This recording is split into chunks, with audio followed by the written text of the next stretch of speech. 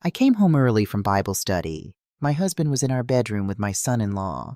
I heard them through the door, and what I heard made my hands shake so hard I dropped my church purse. The sound of it hitting the hardwood floor, my keys, my reading glasses, those peppermints I always kept for after communion, all of it scattered across the hallway like pieces of my life breaking apart. I'm Evelyn Marie Parker. I'm 62 years old.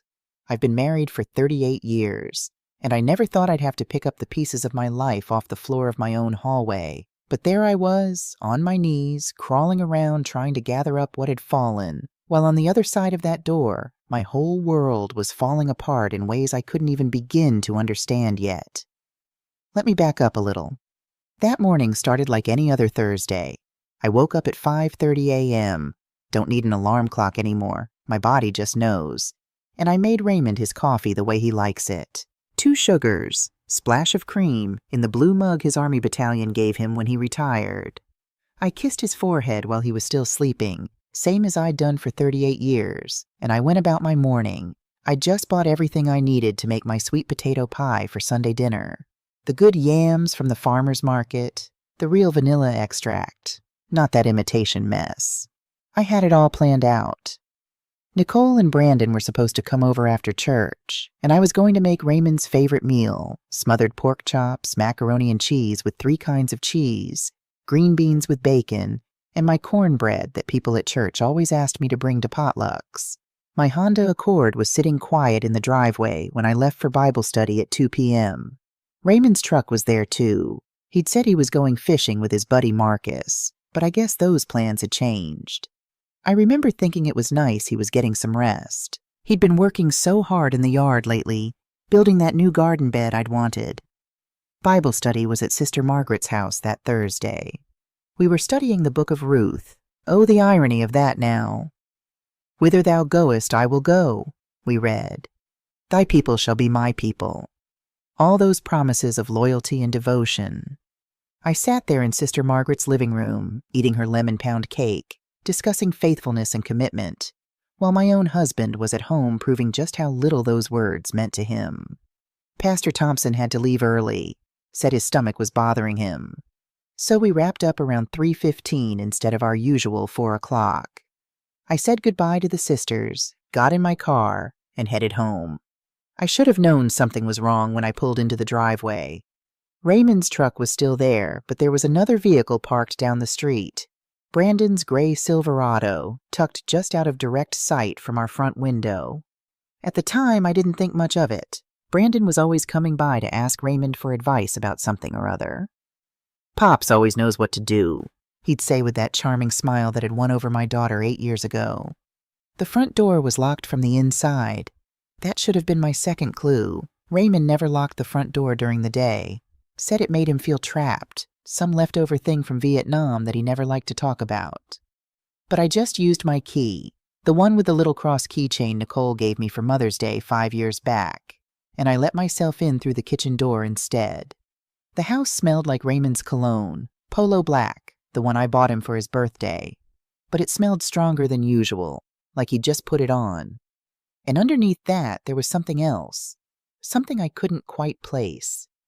Not wrong exactly, but different. The air felt charged somehow, like the pressure drop before a thunderstorm. I set my purse down on the kitchen counter, right next to where Brandon's jacket was draped over one of the chairs. His jacket, folded neat and careful, the way I used to fold Raymond's clothes when I'd do the laundry. That jacket shouldn't have bothered me, but it did. I heard music coming from upstairs. Not loud, but clear enough. R&B. The kind of smooth, slow music that Raymond used to play for me back when we were young, when his hands didn't have arthritis and my knees didn't ache when it rained. Luther Vandross. Here and Now. That was our song. And then I heard the laughter. Not the kind of laugh you give when something's funny. The kind of laugh that's intimate, private. The kind of laugh that shouldn't be happening in my bedroom in the middle of a Thursday afternoon. I stood at the bottom of the stairs for what felt like hours, but was probably only a minute or two. My hand on the banister, the one Raymond refinished last spring, working every evening for 2 weeks to get it perfect because he knew I loved the original wood grain. My feet wouldn't move. My brain was trying to find an explanation, any explanation that made sense. Maybe Brandon was helping Raymond move furniture. Maybe they were watching something funny on Raymond's phone. Maybe.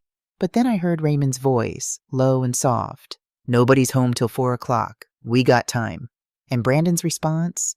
"You sure? I don't want Evelyn finding out like this." Finding out like what? That's when I dropped my purse. Looking back now, I should have seen it coming. A woman married 38 years knows when something's wrong. She knows when her husband stops looking at her the way he used to. She knows when the space in bed between them gets wider and colder. She knows when "I love you" starts to sound more like habit than truth. But I was too busy being grateful. Grateful that my daughter found a good man. Or so I thought. Grateful that Raymond finally retired from that body-breaking work at the auto shop and could rest his bones.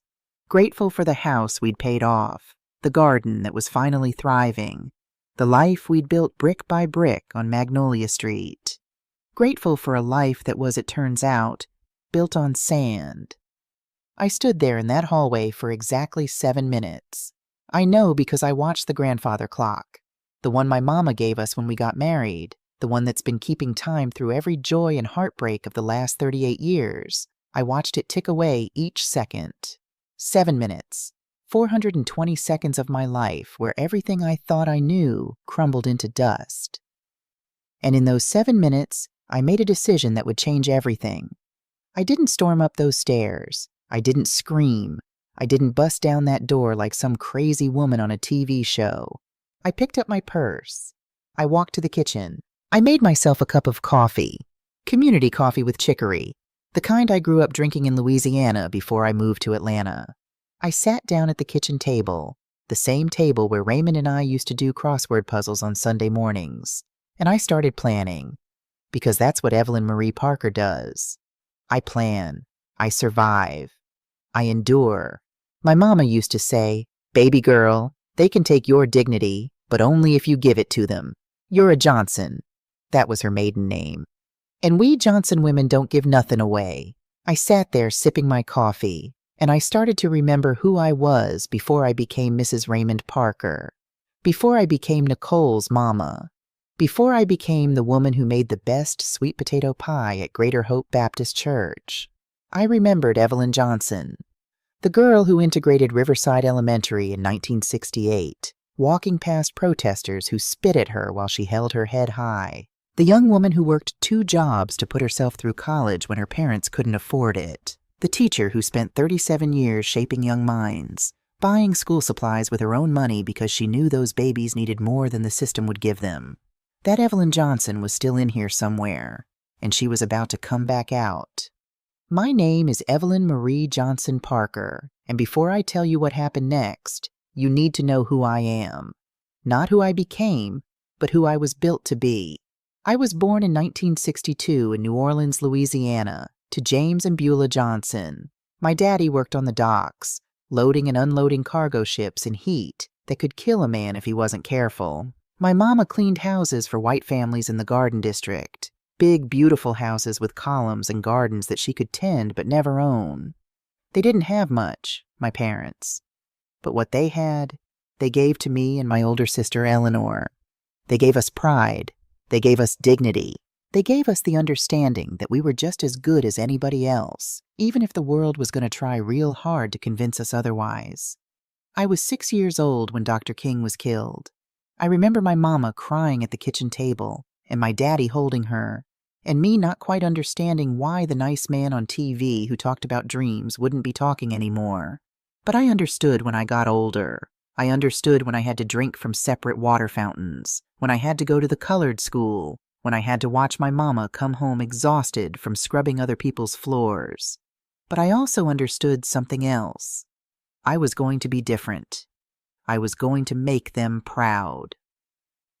In 1968, when I was in 3rd grade, my parents signed the papers to integrate me into Riverside Elementary. I was one of 5 black children in a school of 400 white kids.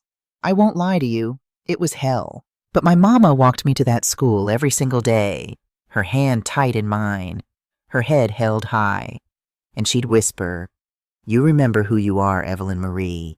You're a child of God, and don't nobody get to tell you different.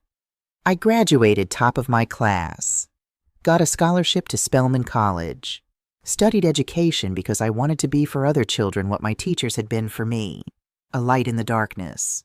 That's where I was in my senior year at Spelman when I met Raymond Parker. He was 23. I was 20. He'd just come back from Vietnam, 2 tours, Army mechanic, Purple Heart from some battle he never wanted to talk about. He was working at his uncle's auto repair shop in Atlanta, trying to figure out what life looked like when you weren't dodging bullets and watching your friends die. We met at a church picnic, Greater Hope Baptist, same church I still attend to this day. I was helping my roommate's aunt serve potato salad, and Raymond was sitting alone under a tree, looking like he was carrying the weight of the world on his shoulders. Something about him called to me. Maybe it was the sadness in his eyes. Maybe it was the way he sat so straight, military posture even in civilian clothes. Maybe it was just that God whispered in my ear, "That one's yours." I walked over with a plate of food. "You look hungry," I said. He looked up at me, and I swear I saw something shift in his face, like a light turning on in a dark room. "I am," he said. "Been hungry for a long time." We talked for 3 hours under that tree. He told me about Vietnam, about the nightmares, about feeling like he left part of himself in the jungle. I told him about integrating schools, about wanting to teach, about believing that education could change the world, even when the world didn't want to change. When the sun started to set, he asked if he could see me again. "Yes," I said. "You can." 6 months later, he asked me to marry him. We were sitting on the porch of my parents' house in New Orleans. I'd brought him home to meet them, and my daddy had grilled him for 3 hours about his intentions, his past, his future. Raymond took it all with grace and patience, answering every question honestly, looking my daddy in the eye. After dinner, we sat on that porch swing, listening to the cicadas and the distant sound of jazz from Bourbon Street. Raymond pulled out a small box from his jacket pocket. "Evelyn," he said, "I know I ain't got much. I got a job at the shop that pays enough to get by. I got nightmares that wake me up screaming sometimes. I got a studio apartment with a mattress on the floor and a hot plate for cooking. But I also got love for you that's bigger than anything I ever felt, and I promise you, if you say yes, I will spend every day of my life trying to be worthy of you." Inside that box was a ring, small, simple, a single diamond that probably cost him every penny he'd saved. Later, I found out it cost $147, and he'd been putting away $20 a week for 2 months to buy it. I said yes. We got married 3 months later, in June of 1985, at Greater Hope Baptist. I wore my mama's wedding dress, altered to fit me. Raymond wore a suit from Goodwill that we spent a week finding. We had 50 people there, a potluck reception in the church basement, and a honeymoon that consisted of 2 nights at a motel in Savannah. It was perfect. I need you to understand, I loved this man. I loved him when he woke up screaming from nightmares about mortar fire. I loved him when he drank too much and cried about friends who didn't come home. I loved him when he lost his job and felt like less of a man. I loved him through every high and every low for 38 years. And I thought he loved me back the same way. The first year of our marriage, I dropped out of Spelman. I was 3 months from graduating, but Raymond's PTSD was bad, and somebody needed to work, and somebody needed to take care of him. And I decided that somebody was me. I got a job waiting tables at a Denny's, working breakfast shift 5 a.m. to 2 p.m. Then I'd go to a second job at the hospital, working the overnight shift in the cafeteria, 11 p.m. to 6 a.m. I'd come home, sleep for 3 hours, and do it all again. I did that for 2 years until Raymond got stable enough to work full-time. By then, I was too tired to go back to school. My scholarship was gone, and we had bills to pay. But I didn't give up on teaching. I eventually got my degree through night classes at Georgia State. Took me 6 years, but I did it. And in 1993, at the age of 31, I finally became what I'd always wanted to be. A teacher. I taught 3rd grade at Washington Elementary in East Atlanta for 37 years. I taught black children, white children, Hispanic children, Asian children, babies who needed someone to believe in them the way my teachers believed in me. I bought books with my own money. I stayed late to tutor kids who were falling behind.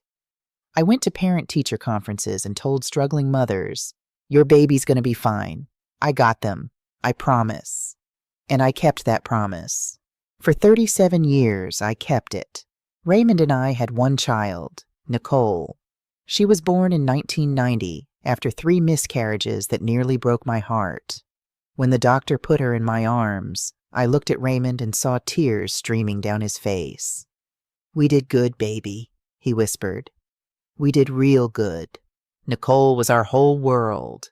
We raised her in this house on Magnolia Street, a modest 3-bedroom we bought in 1988 for $67,000. It ain't fancy, but it's ours.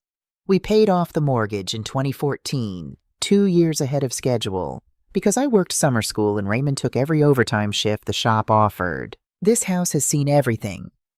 Nicole's first steps were taken in that living room. Her prom pictures were taken on that front porch. We hosted Thanksgiving here, Christmas here, Easter Sunday dinners here. These walls held our laughter, our arguments, our making up, our making love, our making a life. And now, sitting in that kitchen, listening to sounds from upstairs that I didn't want to interpret, I realized that maybe I didn't know these walls at all. Maybe I didn't know this life. Maybe I didn't know my husband. But I was about to find out.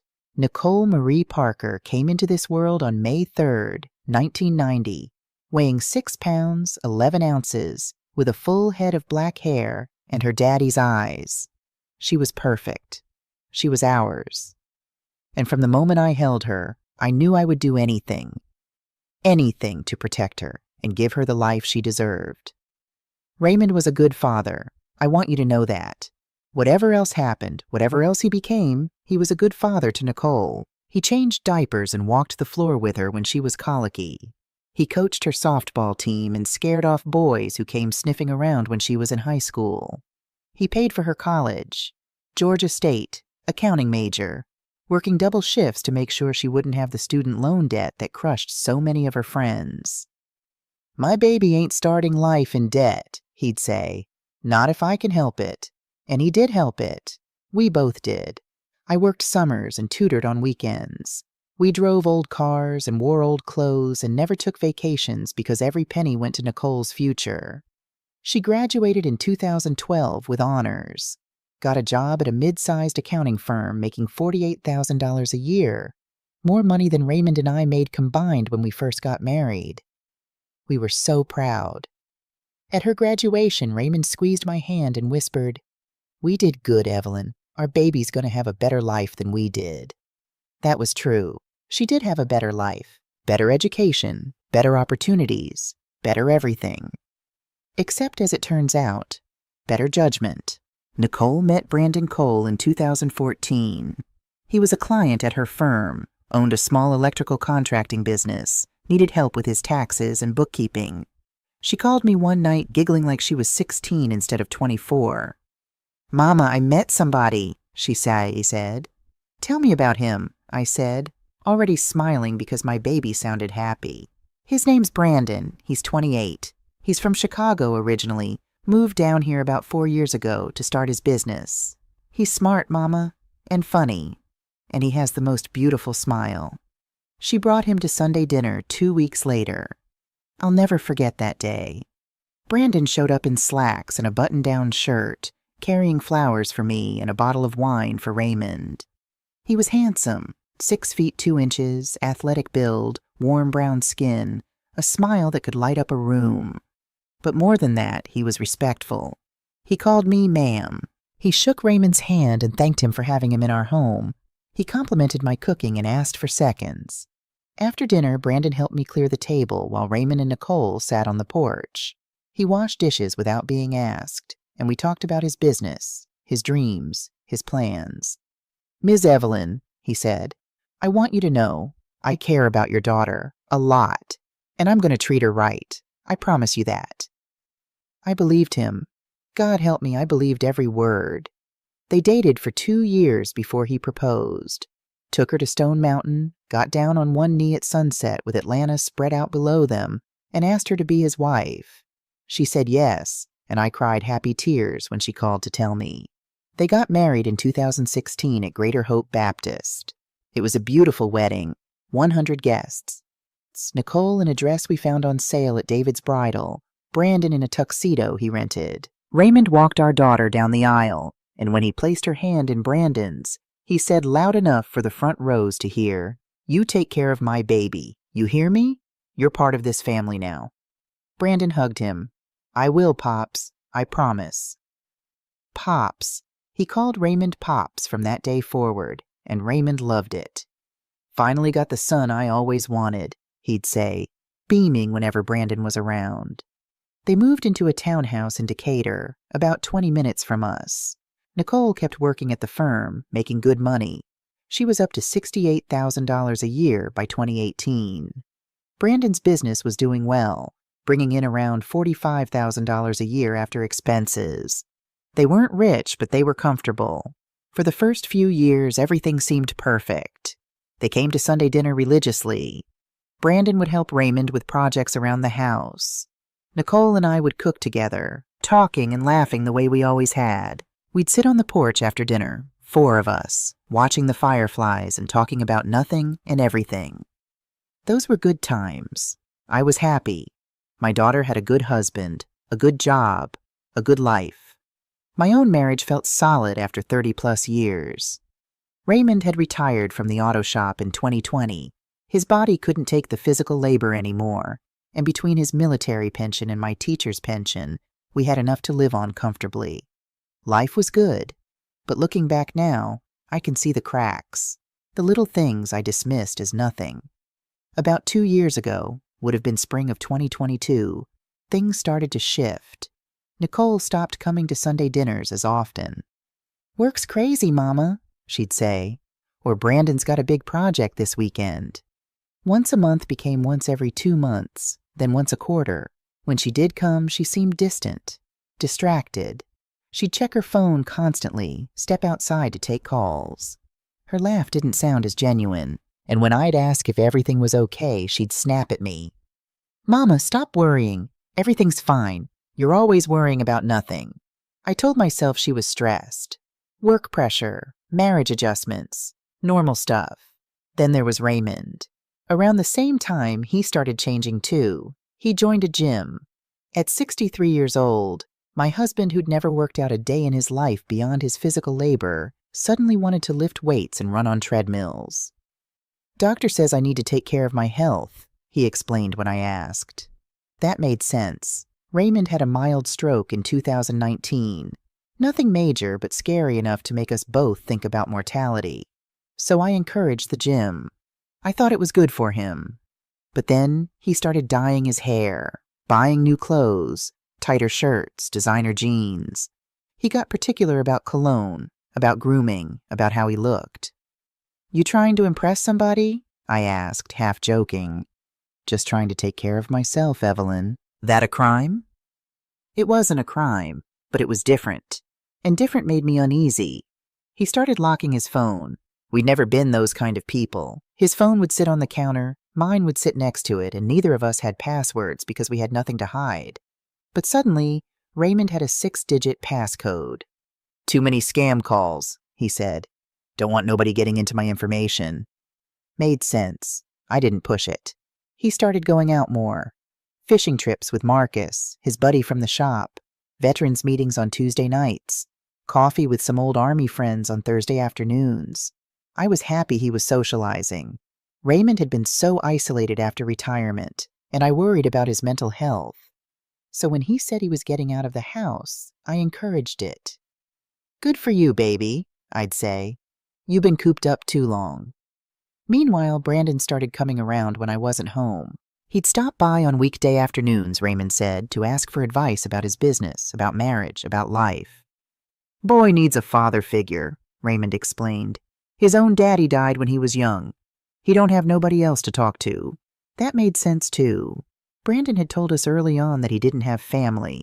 His parents were dead. No siblings, grew up in foster care in Chicago. He'd moved to Atlanta for a fresh start, to build something new. I thought it was sweet that Raymond took him under his wing like that. Thought it showed what a good man my husband was, that he'd invest in our son-in-law that way. 3 months ago, I noticed Raymond had withdrawn $500 from our checking account. Then another $500 the next week. Then another. "Raymond, what's all this cash for?" I asked, looking at the bank statement. He barely glanced up from his newspaper.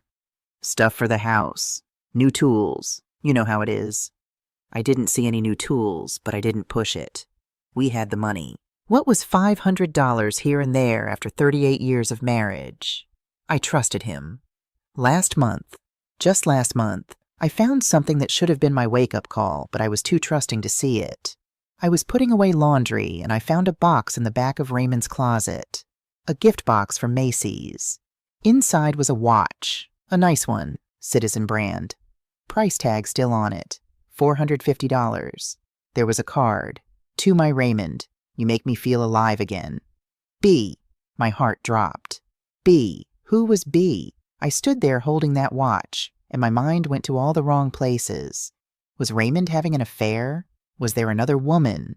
Was B for Barbara, Brenda, Betty? I confronted him that night. "Raymond, I found a watch in your closet, with a card. Who's B?" He looked confused for a second, then laughed. "Oh, that's from Brandon. It was for my birthday last month, remember? He gave it to me, but I've been meaning to return it. Too expensive. I can't accept something like that from the boy." "Brandon." Of course. Brandon's name started with B. I felt stupid for even thinking otherwise. Raymond wasn't having an affair. He was just being thoughtful about an expensive gift from our son-in-law. "Why are you keeping it if you're going to return it?" I asked. "Just haven't gotten around to it yet. You know how I am about errands." That was true. Raymond hated returns, hated dealing with stores. It could sit in that closet for months before he'd get around to it. I let it go. But now, standing in my kitchen listening to sounds from upstairs, that watch took on a whole different meaning. B wasn't just for Brandon. B was for Brandon. And that card, "You make me feel alive again," that wasn't the kind of thing you write to your father-in-law.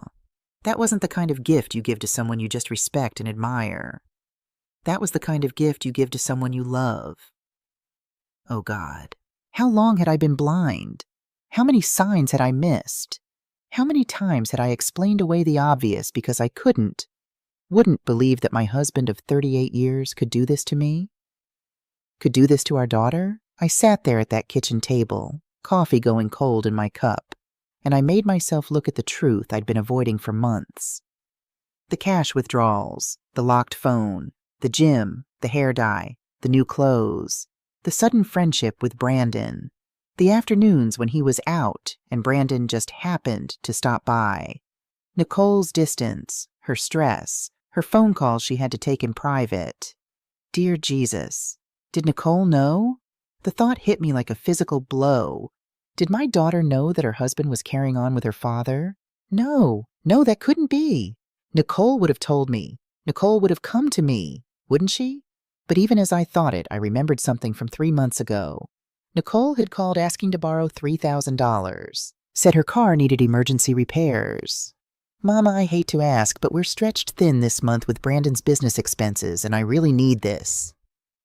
I sent the money that day. Didn't even question it. She was my baby. But Brandon drives a truck for work. Why would they have business expenses and need $3,000 for Nicole's car? Unless the money wasn't for a car. Unless Nicole was helping them somehow. Unless she knew. I stood up from that table and my legs almost gave out. I gripped the counter to steady myself, breathing hard, my vision going blurry at the edges. 38 years. 38 years of marriage, of partnership, of building a life together. 38 years of standing by this man through wars and nightmares and unemployment and health scares. 38 years, and this is what I got. The clock on the wall said 3:47 p.m. Bible study ladies would be wondering why I hadn't answered my phone. I'd silenced it when I heard the music upstairs, some instinct telling me I needed silence to think. In 13 minutes I was supposed to be home. In 13 minutes, Raymond and Brandon would be expecting me to walk through that door, oblivious and trusting, the way I'd walked through it every day for 38 years. But I wasn't that woman anymore. Something had shifted in those 7 minutes in the hallway. Something had broken. And in its place, something harder and sharper had emerged. I thought about my mama, Beulah Johnson, who cleaned houses but never let anyone make her feel small.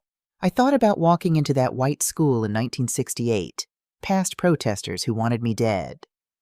I thought about every single time in my 62 years that someone had underestimated me because I was black, because I was a woman, because I was poor, because I was anything other than what they wanted me to be. And I thought about how every single time I proved them wrong. Raymond and Brandon thought they could plan my future, thought they could decide what was best for me, where I should go, how I should live. They thought wrong. I picked up my phone and opened Google. Best divorce lawyer Atlanta. The first result was Catherine Brooks and Associates. I clicked through to her website. Black woman, 48 years old, Georgetown Law School. Specialization, high conflict divorce and asset protection. Her tagline, protecting what's yours. Perfect. I bookmarked the page.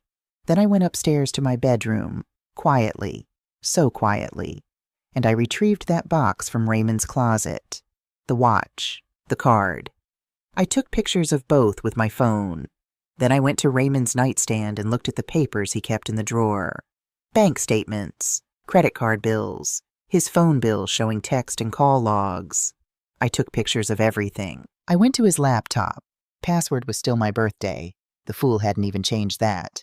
And I downloaded our bank statements, investment records, everything I could find. And then I heard footsteps in the hallway. I closed the laptop and slipped out through our bathroom, through the hallway, back downstairs. My heart was pounding so hard I thought it might break through my ribs. I made it to the kitchen just as I heard Brandon's voice from the top of the stairs. I should get going before she gets home. Raymond's response? Yeah, same time next week? Can't wait that long, baby. Tomorrow? Tomorrow. I heard kissing sounds. My stomach turned.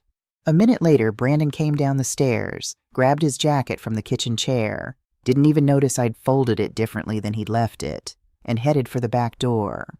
He stopped, turned around, looked right at me, except I wasn't there. I'd stepped into the pantry, door cracked just enough to see out. Brandon left. 5 minutes later, Raymond came downstairs, whistling, like he didn't have a care in the world. He walked right past the pantry, into the kitchen, and started making himself a sandwich. I watched him move around my kitchen, using my dishes, eating my food, in my house, after what he'd just done. And I thought, not anymore.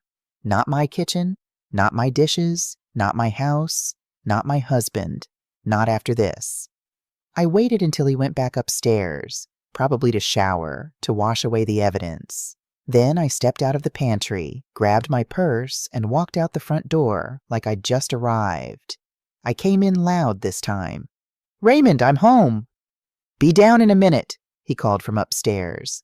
I went to the kitchen and started unpacking groceries like nothing had happened. Like my world hadn't just shattered. Like I was still the woman who'd left for Bible study 3 hours ago. But I wasn't. That woman was gone. And the woman who replaced her, she was done playing nice. That night I couldn't sleep. Raymond was snoring beside me. Same snore I'd listened to for 38 years. The one that used to make me smile because it meant he was home safe, alive, next to me where he belonged. Now it just made me angry. I lay there in the dark, staring at the ceiling, watching the shadows from the streetlight move across the plaster like ghosts. My mind kept replaying what I'd heard. The music, the laughter. Nobody's home till 4 o'clock. Brandon's voice saying my name. I don't want Evelyn finding out like this. Finding out what, exactly? I needed to know. Not just suspect, not just fear. I needed proof. At 2:30 in the morning, I slipped out of bed. Raymond didn't stir. He sleeps like the dead once he's out. I went downstairs to the kitchen and opened my laptop. First thing I did was check our bank account. Our joint checking account that we'd had since 1985. The one where both our pensions got deposited. The one we used for everything. I scrolled through the transactions for the past 6 months, and my stomach dropped. $500 cash withdrawal. Then another. Every single week for the past 4 months. Some weeks, 2 withdrawals. I did the math. $16,000. Gone. Just gone. Where? I kept scrolling. Credit card statements. Charges I didn't recognize. Dinner at the Capitol Grill. $287. That fancy steakhouse downtown. Raymond said he was at a veterans meeting that night. Flowers from Bloomingdale Florist. $145. I never got flowers. A hotel charge. The Ritz-Carlton. $342. My hands were shaking so bad I could barely scroll. Then I saw it. A charge from Macy's. $450. The date was March 15th, Raymond's birthday. The watch. Brandon didn't buy that watch. Raymond bought it for himself, or someone bought it for him on his own credit card. But why would the card say, "To my Raymond," if Raymond bought it? Unless he didn't buy it. I opened a new tab and searched for joint bank accounts. Found an article about how to check if your spouse has secret accounts. It told me to check credit reports. I'd never checked our credit reports. Why would I? We had good credit. We paid our bills. We were honest people. Except we weren't. Or at least Raymond wasn't. I went to annualcreditreport.com and entered Raymond's information. His social security number was taped inside our important documents folder. I'd put it there myself years ago. The report loaded. And there it was. A joint checking account with SunTrust Bank. Opened 8 months ago. Co-owner Brandon M. Cole. My husband had a joint bank account with my daughter's husband. I couldn't breathe. The room was spinning. I gripped the edge of the kitchen table and forced myself to keep looking. The account had over $23,000 in it. $23,000 that Raymond had taken from our joint account. Money from my pension. Money I'd earned teaching children for 37 years and put into an account with Brandon. I wanted to scream. I wanted to run upstairs and wake Raymond up and demand answers. I wanted to throw things and break things and make him hurt the way I was hurting. But I didn't. Instead, I took screenshots. I saved everything to a folder on my laptop titled Recipes. If Raymond ever snooped, he'd think it was just cooking stuff. Then I kept digging. Phone records. I accessed Raymond's phone account online. Again, password was my birthday. The fool hadn't changed a single password. I pulled up the call logs for the past 3 months. Brandon's number showed up 47 times. Calls ranging from 5 minutes to over an hour. Most of them during the day when I was out. But it was the text message log that broke me. I couldn't see the actual messages. The phone company doesn't store those. But I could see the volume. In the past month alone, Raymond and Brandon had exchanged over 300 text messages. 300. My husband texted our son-in-law more than he texted me. More than he texted anyone. I sat there in my dark kitchen at 3 o'clock in the morning, looking at numbers on a screen that proved what I already knew, but didn't want to believe. Raymond was having an affair with Brandon. My husband of 38 years was sleeping with our daughter's husband, and I was the fool who'd been too trusting to see it. I closed the laptop, made myself a cup of tea, chamomile, like it could calm the storm inside me, sat at the table, and cried so quietly that even I could barely hear it. This was the same table where we'd made so many decisions together, where we'd planned Nicole's first birthday party, where we'd filled out college applications, where we'd done our taxes every year, side by side, partners. When had that partnership become a lie? At 5:30, my phone rang. I jumped, nearly dropped my tea. It was Diane Reynolds, my best friend for 40 years. The woman who'd been my maid of honor, who'd held my hand through 3 miscarriages, who knew me better than anyone except maybe my mama. "Girl, you up?" she said when I answered. "Yeah, couldn't sleep." "Me neither. Got something on my mind and I can't shake it. Can I come over?" "Now? It's 5:30 in the morning." "I know what time it is, Evelyn. I need to talk to you. In person. It's important." Something in her voice made my blood run cold. "What's wrong?" "Just Let me come over, please. 20 minutes later, Diane was sitting at my kitchen table. She looked tired, worried.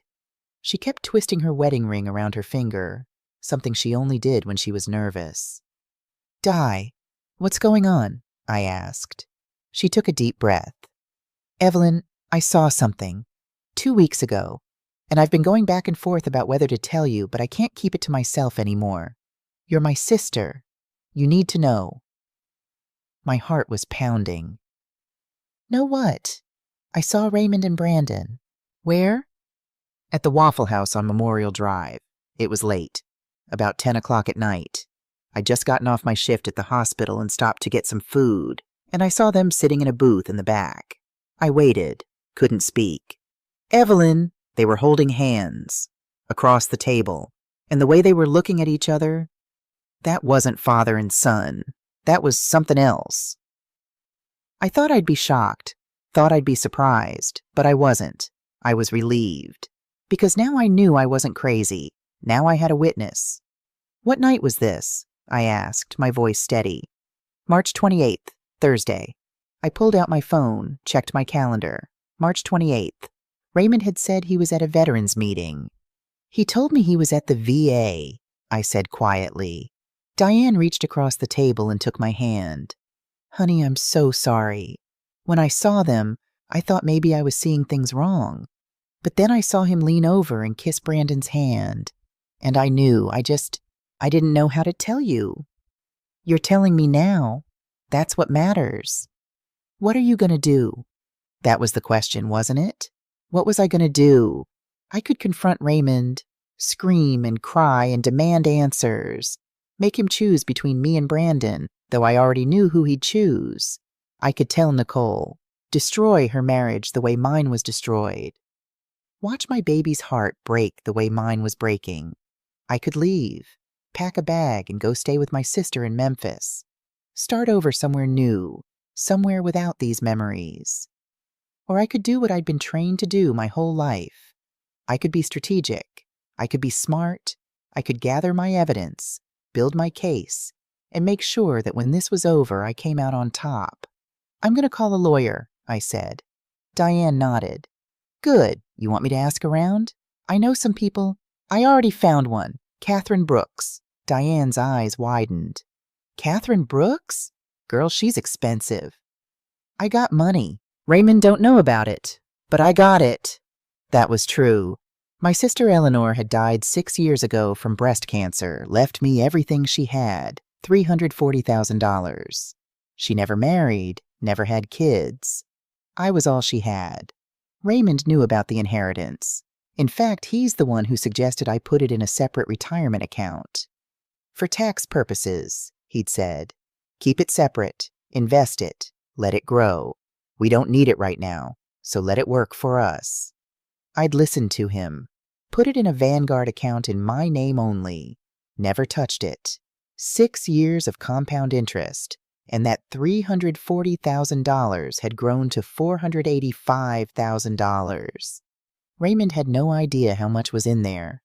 Probably thought it was still around $350,000, maybe $400,000 at most. But $485,000? That was mine.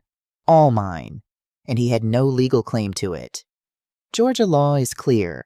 Inheritance received during marriage is separate property as long as you keep it separate. Don't commingle it with joint funds. Don't put your spouse's name on it. And it stays yours. I'd followed the rules perfectly. Not because I was planning for divorce. I never thought I'd need to. But because Raymond told me to. The irony was delicious. At 9 a.m. sharp on Monday morning, I called Catherine Brooks and Associates. The receptionist answered, Brooks Law, how may I help you? I need to schedule a consultation with Ms. Brooks. It's regarding a divorce. Of course, may I have your name? Evelyn Parker. And is this consultation for you or someone else? For me? All right, Mrs. Parker. Ms. Brooks has an opening tomorrow at 2 p.m. Does that work for you? Tomorrow. Less than 24 hours. I could do that. Yes, that works. Perfect. The consultation fee is $400 for the first hour. We accept cash, check, or credit card. $400. That was half my monthly grocery budget. But I didn't hesitate. I'll pay cash. When I hung up, I felt something I hadn't felt in days. Hope. That afternoon, while Raymond was out, he'd said he was going to Home Depot, but God knows where he really was. I went through the house like a woman possessed. I found things I'd missed, things I'd deliberately not seen because I didn't want to see them. In Raymond's sock drawer, underneath his underwear, a receipt from K Jewelers, $1,200, for a men's gold chain. Raymond didn't wear jewelry. Never had. Who was the chain for? In his car, I used his spare key to unlock it while it was parked in the garage. I found more evidence. A card stuffed in the glove compartment. Happy anniversary, it said. Our first year together. Here's to many more. Love, B. Anniversary. They were celebrating anniversaries. In the center console, a hotel room keycard. The Ritz-Carlton, room 547. No date on it, but it didn't matter. Raymond had been to a hotel with Brandon. That's all I needed to know. I took pictures of everything. Every receipt, every card, every piece of evidence. Uploaded them all to a Google Drive folder that only I could access. Then I did something I'd never done before. I installed a tracking app on Raymond's phone. It was easy. Scary easy. There are apps you can download that let you track someone's location as long as you have access to their phone for 5 minutes. I waited until Raymond was in the shower that evening, grabbed his phone from the nightstand. He'd left it unlocked, the fool. Downloaded the app, hid it in a folder labeled Utilities, where he'd never look, and put the phone back. The whole thing took 3 minutes. Now I could see everywhere Raymond went, and I could see everywhere he said he was going versus where he actually went. Knowledge is power, and I was gathering all the knowledge I could. That night at dinner, I'd made Raymond's favorite, smothered pork chops, because I needed him to think everything was normal. My phone buzzed. It was Nicole. "Hey, baby," I said, stepping out onto the porch to take the call.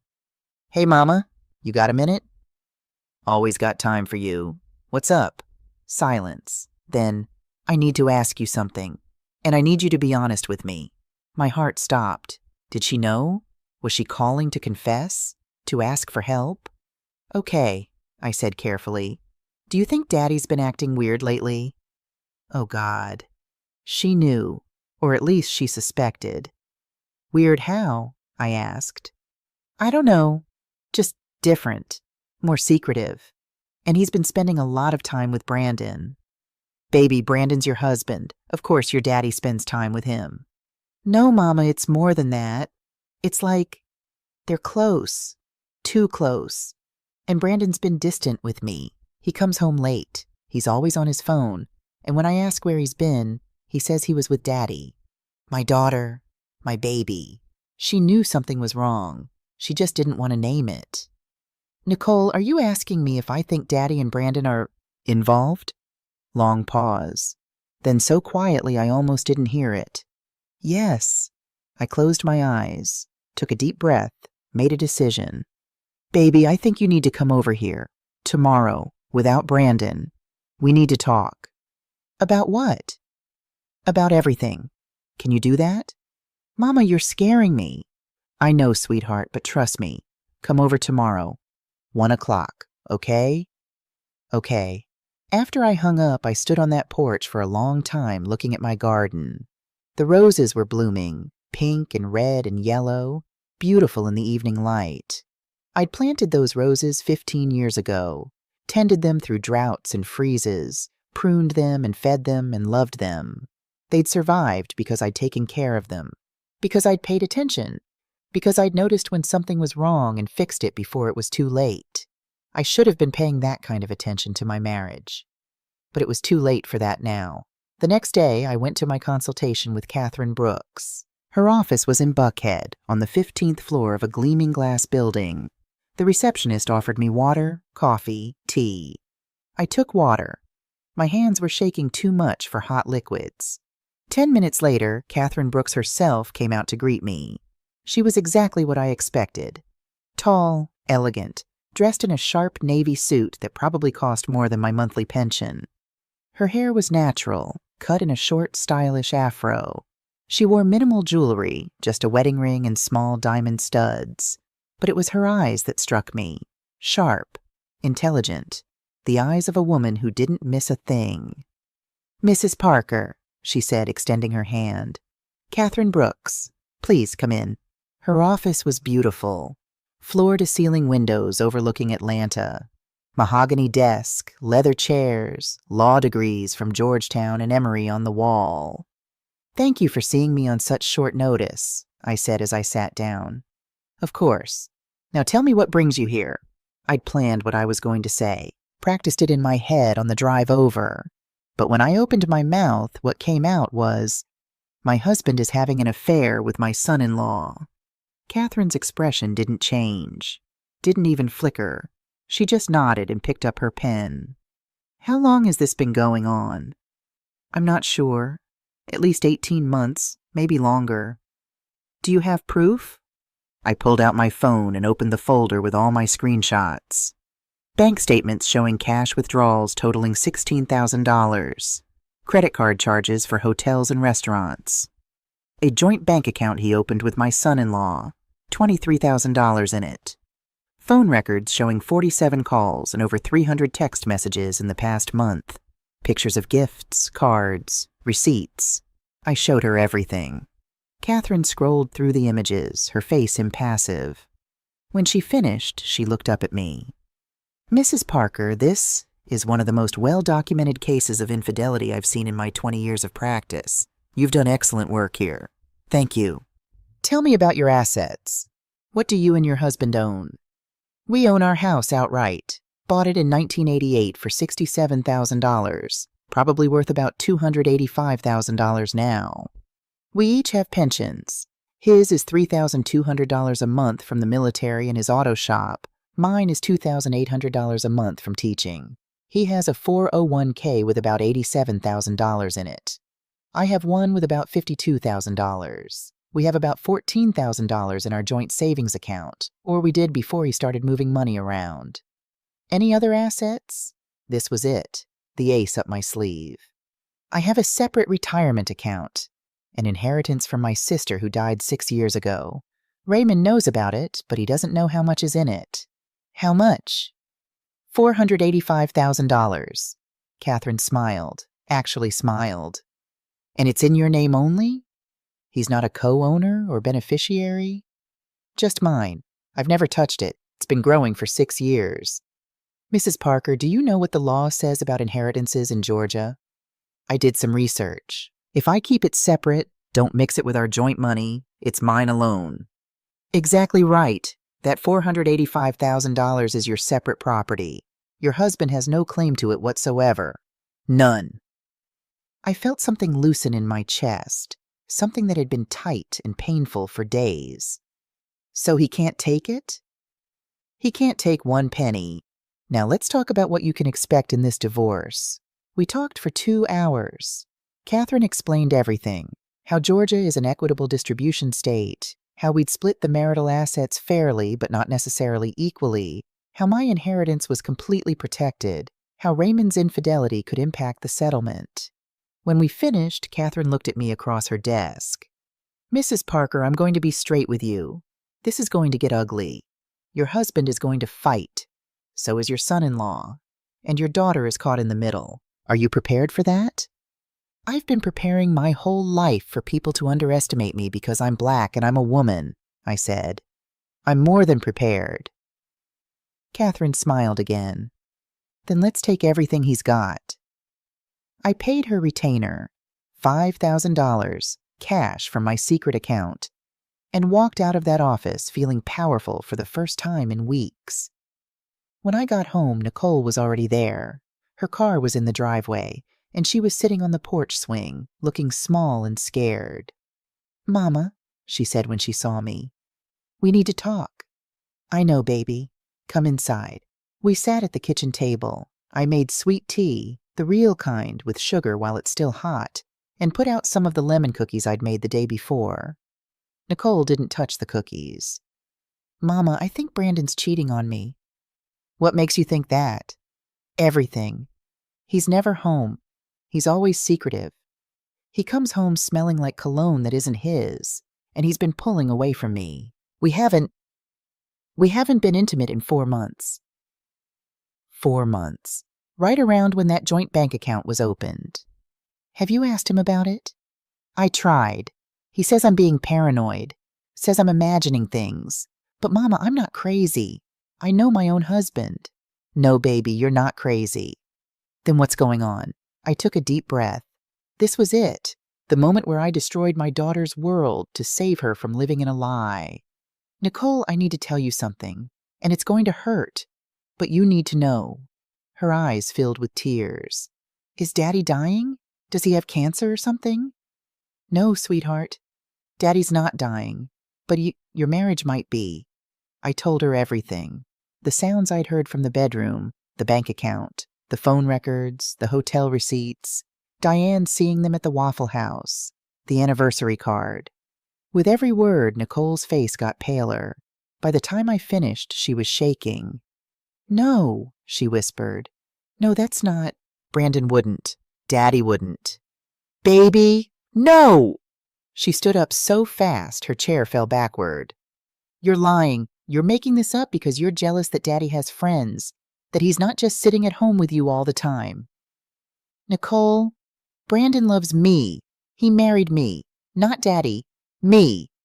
Sweetheart, I know this is hard. Hard? You're telling me my husband is sleeping with my father, and you think it's hard?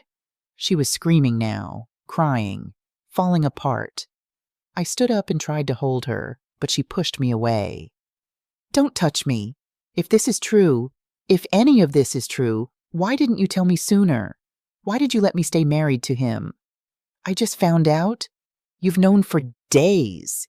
You've been investigating, taking pictures, hiring lawyers, and you didn't think to tell me? She was right. I should have told her immediately. But I'd been trying to protect her, trying to make sure I had all the facts before I broke her heart. Nicole, I'm sorry. I was trying to... To what? Control everything like you always do? Make all the decisions? You never trusted me to handle my own life. That's not fair. Fair? You want to talk about fair? My husband is sleeping with my father, and you're talking about fair? The back door opened. Raymond walked in, home from wherever he'd actually been. He took one look at Nicole's tear-stained face and my expression and knew immediately that something was wrong. What's going on? He asked. Nicole turned to him. Tell me the truth, Daddy. Are you sleeping with Brandon? Raymond's face went white. What, Nicole, are you sleeping with my husband? Yes or no? Silence. And in that silence, my daughter got her answer. She let out a sound I'd never heard before. Not quite a scream, not quite a sob. Something animal and broken.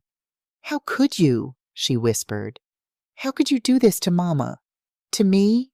Raymond tried to step toward her. Baby girl, let me explain. Don't call me that. Don't you dare call me that. Nicole, please. How long?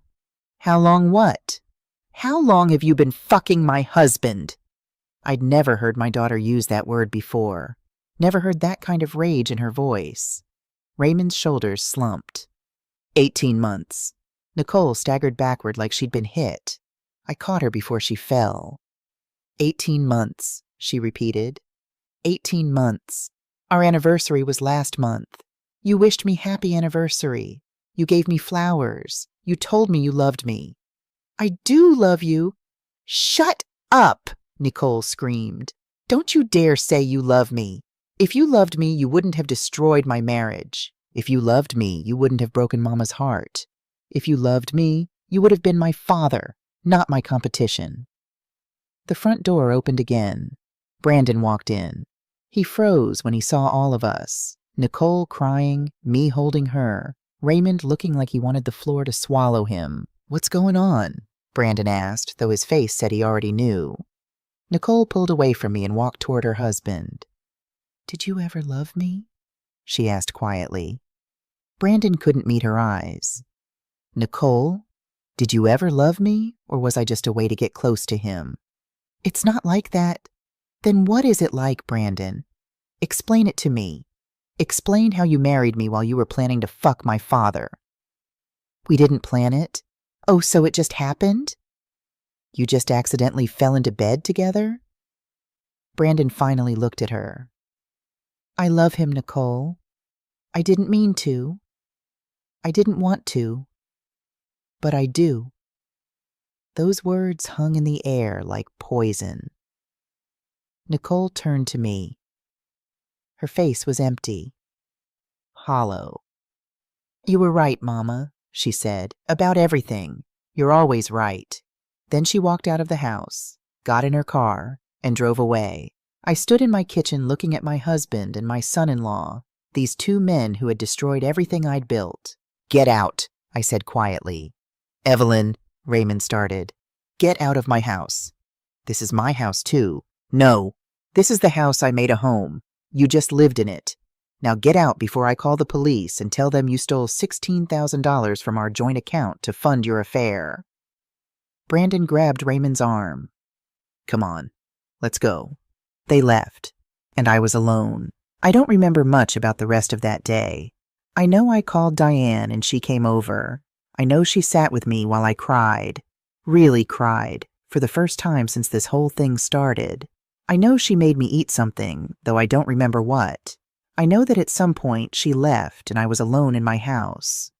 My empty house that suddenly felt too big and too quiet. I sat on the couch until the sun went down, didn't turn on the lights, just sat in the dark, watching shadows creep across the walls. At some point, maybe 10 p.m., maybe midnight, I don't know, I got up and started walking through the house. Every room held memories. The living room where Nicole took her first steps, Raymond and I cheering her on. The kitchen where we'd had 1,000 meals together, 1,000 conversations. The bedroom where we'd made love, made plans, made a life. All of it felt contaminated now, tainted, like everything good had been a lie and I was just too stupid to see it. I ended up in Nicole's old room. We'd kept it mostly the same after she moved out. Her twin bed with the purple comforter, her bookshelf full of young adult novels, her desk where she'd done homework for 12 years. There was a photo on the dresser, Nicole's high school graduation. She was in the middle, wearing her cap and gown. Raymond and I stood on either side of her, our arms around her shoulders, all of us grinning at the camera. We looked happy.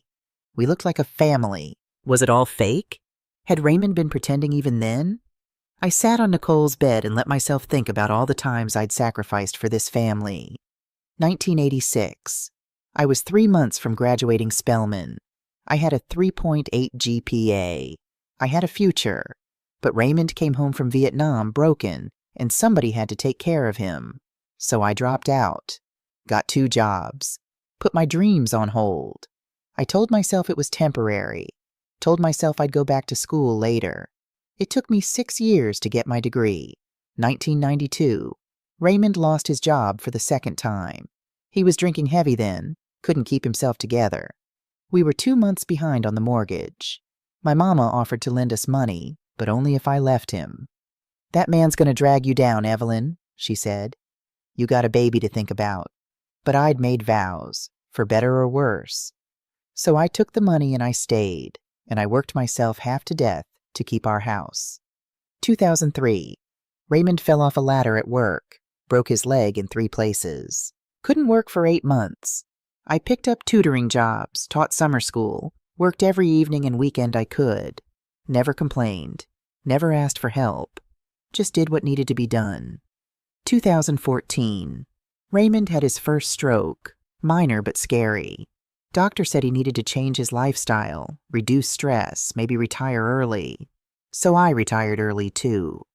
Took a reduced pension, $800 less per month for the rest of my life, so I could be home to take care of him. Every single time, I chose him, chose us, chose this family. And what did I get for it? I got betrayed. I got lied to. I got replaced by a man half my age who was married to my daughter. I sat there on that bed and felt something break inside me. Not my heart.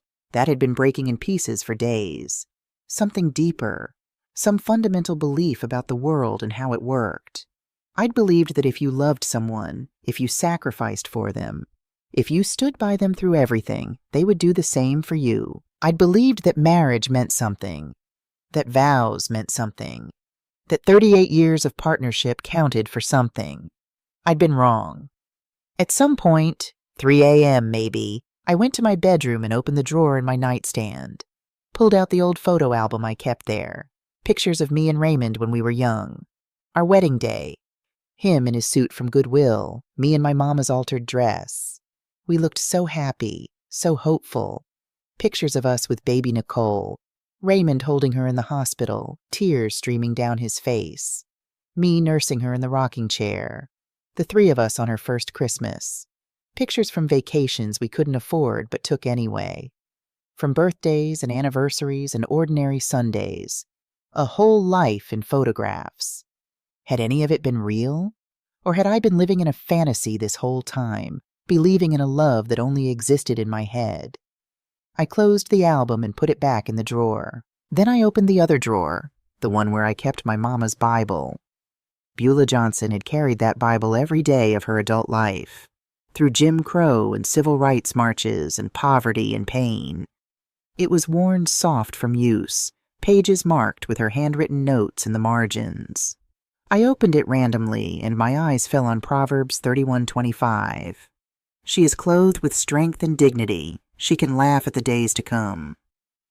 Strength and dignity.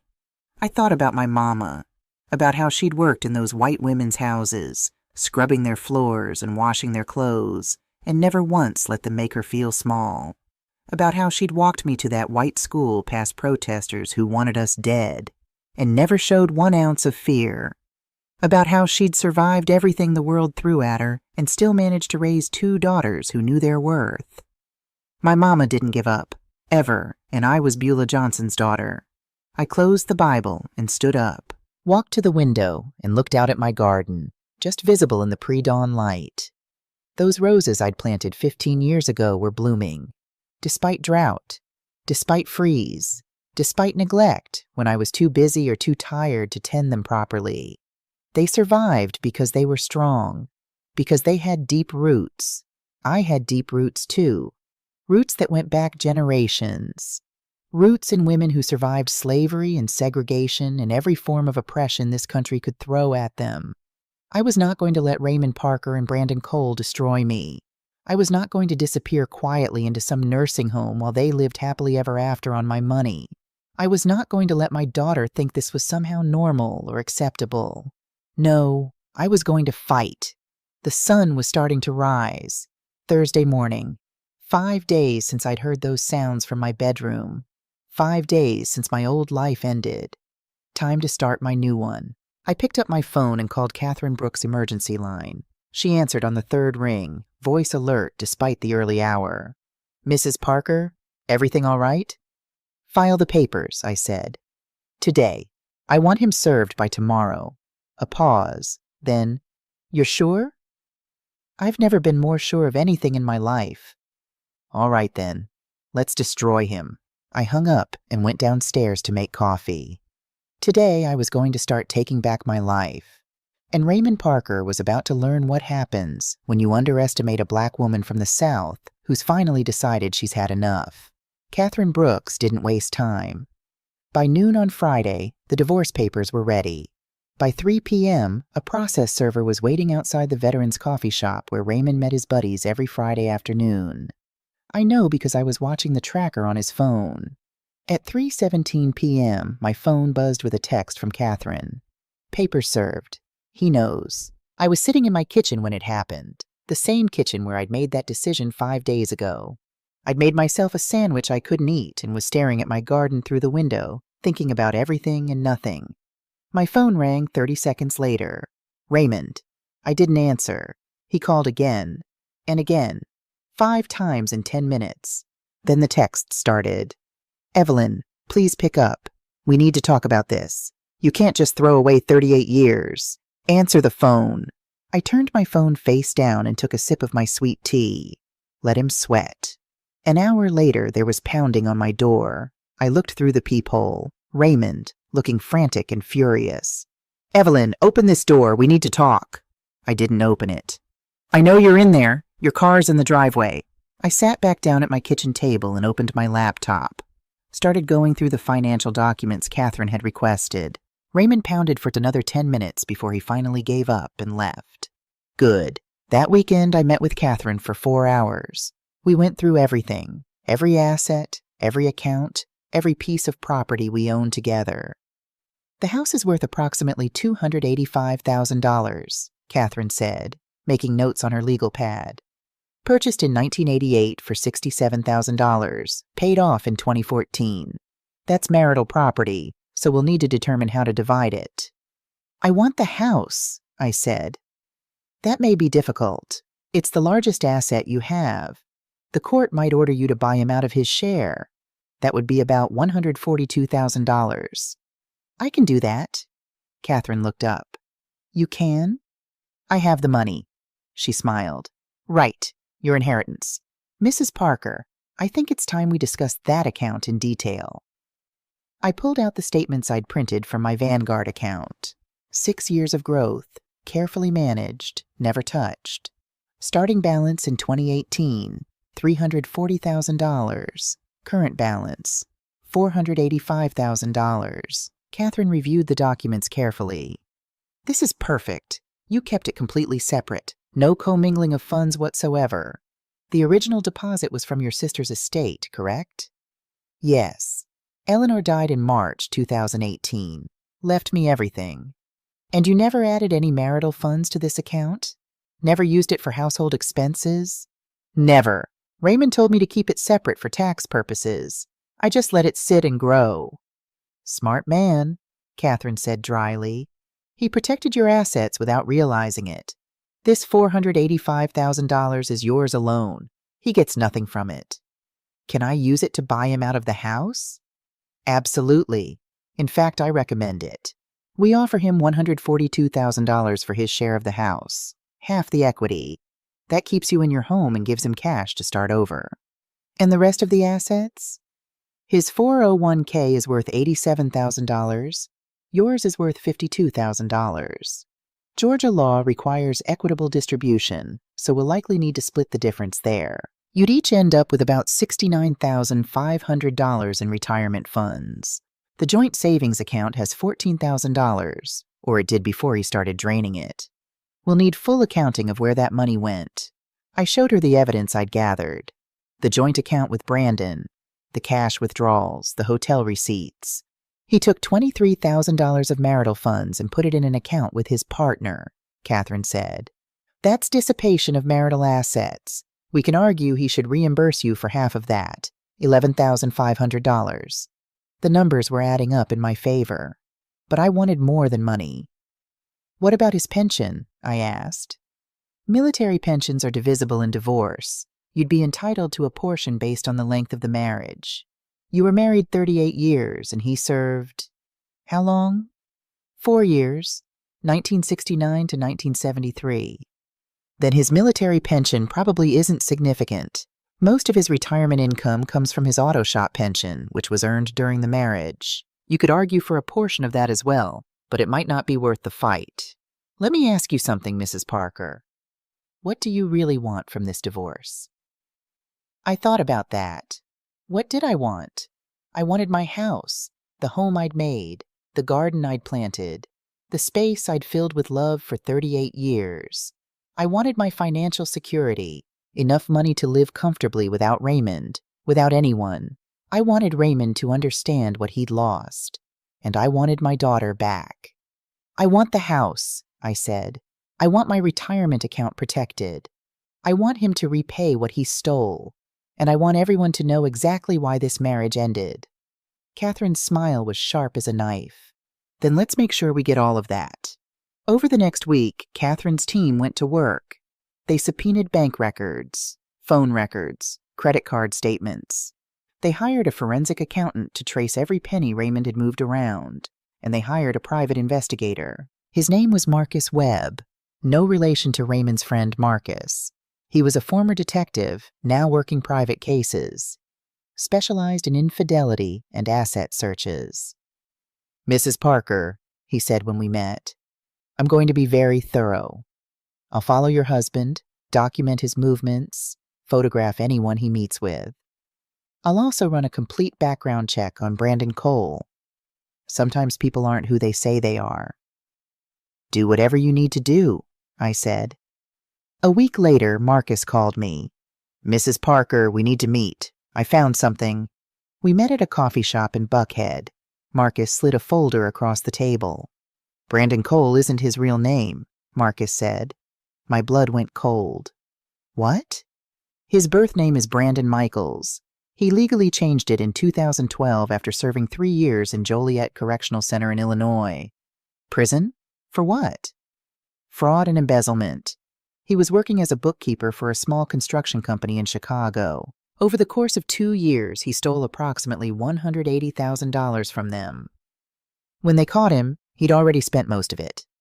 He served 3 years, got out on parole in 2012, changed his name, and moved to Georgia. I couldn't breathe.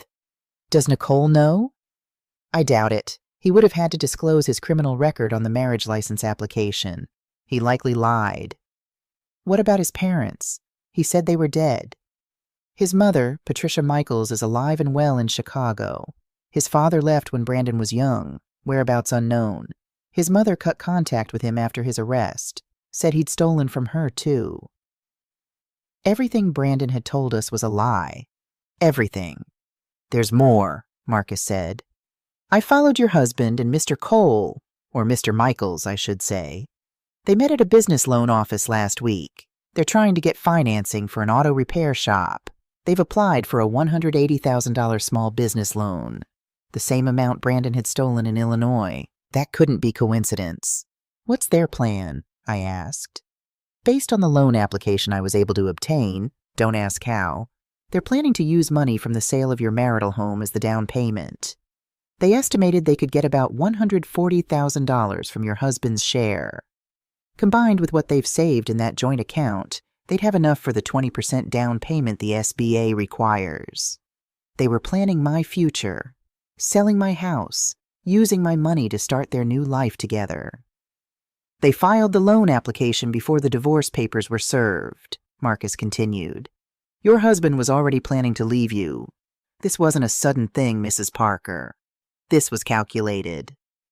I sat there in that coffee shop, holding that folder full of evidence of Brandon's crimes, and I felt something cold and hard settle in my chest. They thought they were so smart, thought they'd planned everything perfectly. They had no idea who they were dealing with. Catherine filed an emergency motion to freeze all marital assets. Within 48 hours, Raymond couldn't touch our joint accounts, couldn't take out loans against the house, couldn't do anything without court approval. I imagine the look on his face when he tried to withdraw money and couldn't. When he called the bank and they told him the accounts were frozen pending divorce proceedings. That same day I called Nicole. She'd been staying with her friend Tamika since the confrontation. Hadn't answered any of my calls for a week, but this time she picked up. Mama? Her voice was small, broken. Baby, I need to see you. There's something you need to know about Brandon. I don't want to know anything about him. I don't want to think about him. Nicole, this is important. It's about his past, his real past. Silence. Then, what do you mean his real past? Come over, please. I'll explain everything. An hour later, Nicole was sitting at my kitchen table. She looked terrible. Dark circles under her eyes, her hair pulled back in a messy ponytail, wearing sweatpants and one of my old Spellman t-shirts. I poured her a glass of sweet tea and sat down across from her. Sweetie, Brandon lied to you about everything. I know he lied about Daddy. No, I mean about his whole life. His name, his family, his past. I slid Marcus's folder across the table. Nicole opened it and started reading. I watched her face go from confusion to shock to something like horror. He's a felon? She whispered. Yes. He stole money from his job? Yes. His mother's alive? Yes. He changed his name?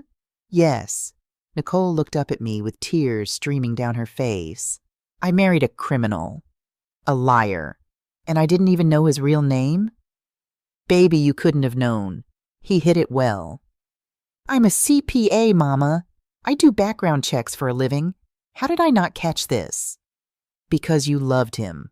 And when you love someone, you want to believe them.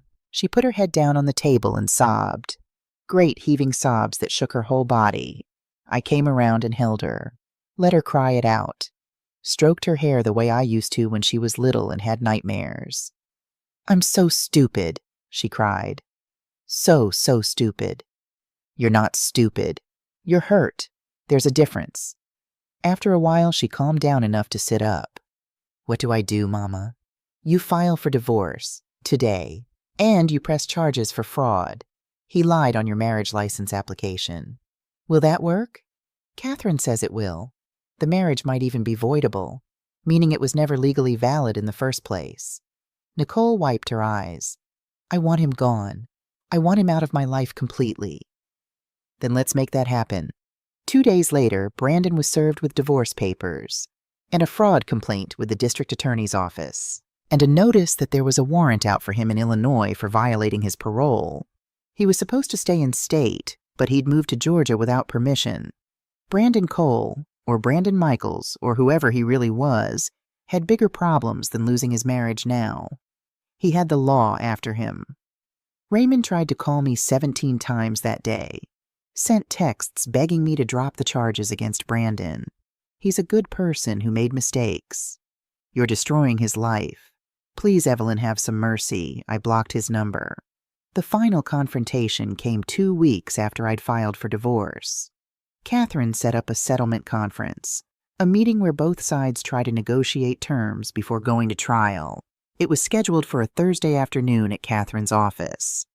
I arrived 15 minutes early, wearing my best church suit, navy blue with gold buttons, the one I wore when I received my Teacher of the Year award in 2015. I wanted to look powerful, in control. Raymond showed up with his lawyer, a middle-aged white man named Paul Henderson, who looked uncomfortable the moment he saw Catherine. Brandon was there too, with a public defender who looked like he'd just graduated law school yesterday. Nicole came with me. She sat next to me at the conference table, her hand in mine, both of us presenting a united front. Catherine opened the meeting. Gentlemen, let's be very clear about what's happening here. My client has documented evidence of a long-term affair between Mr. Raymond Parker and Mr. Brandon Cole, or should I say, Mr. Brandon Michaels. She has evidence of dissipation of marital assets totaling over $20,000. She has evidence of fraud, deception, and betrayal spanning at least 18 months. Paul Henderson tried to interrupt. Ms. Brooks, my client. I'm not finished, Catherine said, her voice like ice. Your client took money from a joint account, money that belonged equally to my client, and used it to fund his affair. He opened a secret bank account with his lover. He made plans to sell the marital home and use the proceeds to start a business with that same lover, all while my client believed she was in a loving, committed marriage. She slid a stack of documents across the table. Here's what we're offering. Mrs. Parker keeps the house. She'll buy out Mr. Parker's share for $142,000, paid from her separate property inheritance. Mr. Parker will reimburse Mrs. Parker for half of the $23,000 he placed in the joint account with Mr. Cole. That's $11,500. Retirement accounts will be split equitably, each party receiving approximately $69,500. Mr. Parker will receive no spousal support, no alimony, nothing. Raymond's face went red. That's everything. You're taking everything. No, I said quietly. You gave everything away when you decided to sleep with my daughter's husband. Evelyn, please, don't. I held up my hand. Don't say my name. Don't beg. Don't pretend you care now. Brandon spoke for the first time. Ms. Evelyn, I know you're angry. Angry? Nicole cut him off. You think she's angry? You destroyed our family. You lied about who you are. You used me to get to my father, and you think angry covers it? Nicole, I never meant... Save it. I already filed for divorce. And guess what? The DA is very interested in how you lied on our marriage license, and how you violated your parole by leaving Illinois, and how you've been planning to commit loan fraud with my father. Brandon's public defender whispered something to him urgently. Furthermore, Catherine continued, if Mr. Parker doesn't accept this settlement, we will proceed to trial. And in trial, all of this becomes public record. Every detail of the affair, every text message, every hotel receipt, every lie. The church will know. The community will know. Everyone will know exactly who Raymond Parker is and what he did. Raymond looked like he might be sick. Paul Henderson cleared his throat. Ms. Brooks, this is extremely aggressive. Mr. Henderson, your client committed adultery and stole marital assets. In Georgia, that gives us grounds for fault-based divorce. My client is being generous by offering any settlement at all. She could ask for much more. There's nothing more to take.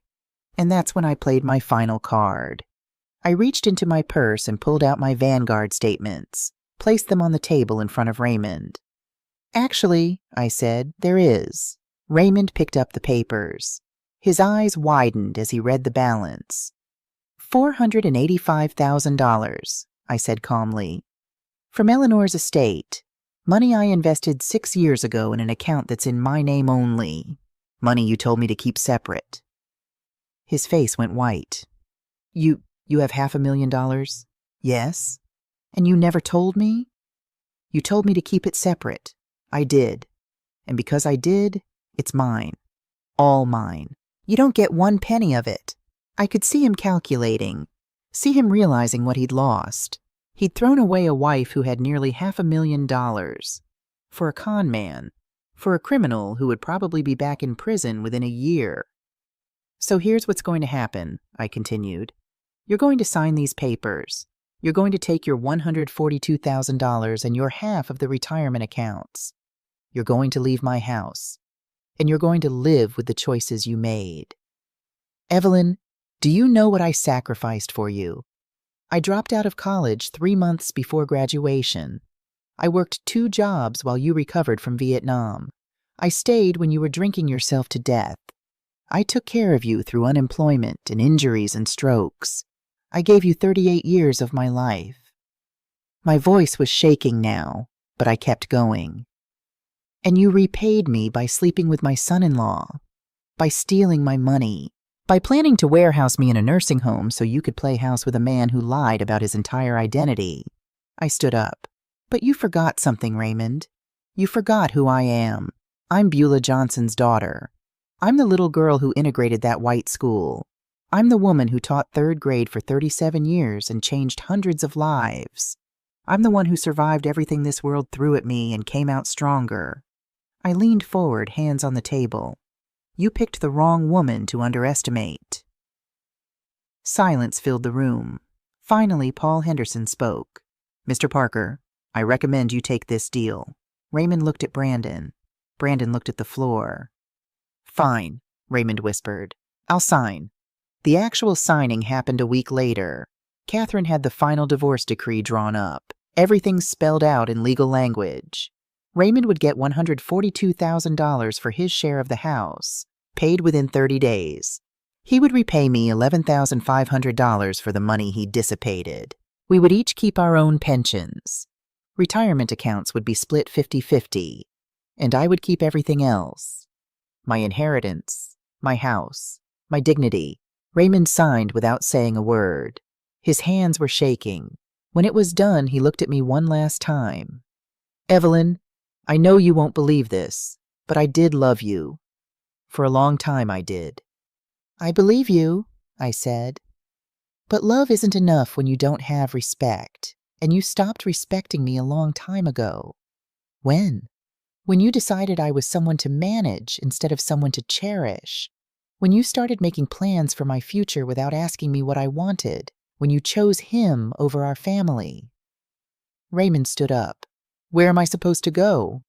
That's not my problem anymore. He walked out of Catherine's office, and I watched him go. Watched 38 years walk out the door. And I didn't cry. 6 months later, I'm sitting on my porch swing on a Sunday morning in early fall. The air is crisp. The sky is that perfect shade of blue you only get in Georgia autumn, and my roses are blooming one last time before winter. I sold Raymond out his share of the house using my inheritance, just like Catherine planned. Paid him $142,000. He moved to Tennessee to live with his brother. Last I heard, he's working part-time at an AutoZone and living in a one-bedroom apartment. Brandon, or Brandon Michaels, I should say, is back in Illinois, serving time for parole violation. Nicole's divorce was finalized and the marriage was declared legally void due to his fraud. She got her maiden name back, got her life back. The house is mine now, completely, totally mine. I had the locks changed the day the divorce was final. Painted the bedroom a soft lavender, a color Raymond always hated.